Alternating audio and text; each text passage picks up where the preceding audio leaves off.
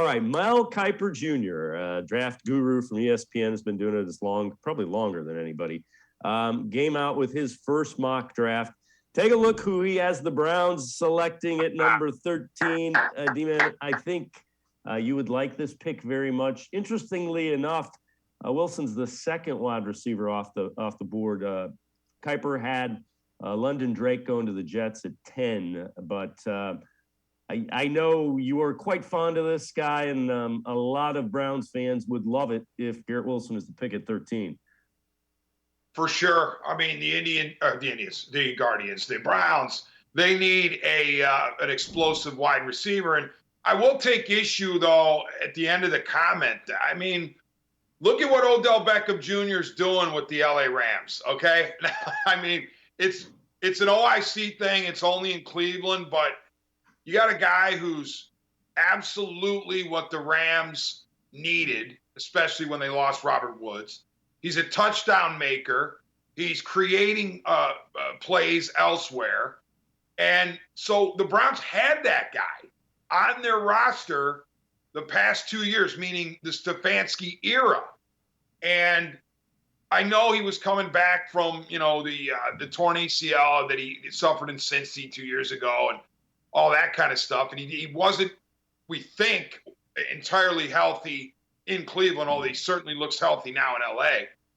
But this was the explosive wide receiver that the Browns thought they had. So the question is, was he just that desperate to get out of here because he wanted to go somewhere else? Or was he desperate to get out of here because he was underused, he didn't like the quarterback situation, and he didn't think the head coach and OC were dialing up enough for him? I don't know if we'll ever get the answer to that question, but it's certainly painful to watch Odell Beckham Jr. doing what he's doing for the Rams. But now that he's out of here, you have to look for a legitimate stud wide receiver. Donovan Peoples-Jones, making strides, looks like he could be a solid to good NFL player.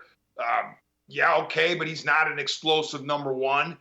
Jarvis Landry, veteran, wily veteran. We don't even know if he'll be back at $15 million or so next year.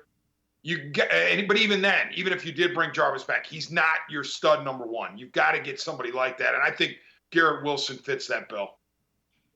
Well, here's the question, though. Is it the system? I mean, Stephon Diggs was in the system and didn't want to be in it. There's a lot of guys who profile as that number one receiver who want no part of this because it doesn't allow you the freedom to freelance when you see something. It's do this, get here, be there when I want to throw you the ball. Yeah, Dave, and when I do the shows for WTAM 1100, some of the texts have come in that the Browns have an offense straight out of the 1950s, with the power running game and the tight ends and the heavies and all that stuff. And you know what? I mean, yeah, I said after the final game when the Browns fell to 8-9 for the season and were out of the money. I mean, of course, we knew they were out two games earlier, but I said they're going to have to take a long look at their passing game. They're going to have to take a long look at their philosophies, and they're going to have to see, does what we do work in today's NFL? Now, I think they'll come back because they're so intelligent and they're stubborn, and intelligent people are generally the most stubborn people I've ever met because they have incredible belief in their intellect. I think they'll come back and say, our system works. Kevin Stefanski's system works.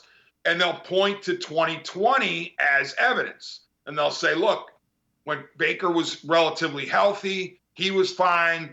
We were spreading the ball around. We were winning games.